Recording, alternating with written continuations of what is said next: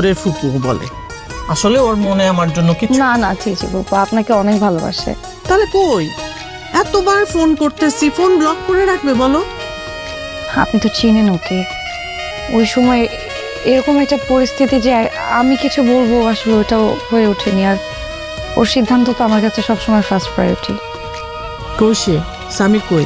ও একটু বাইরে গেছে, বসে না ফুপু, চলে আসবে।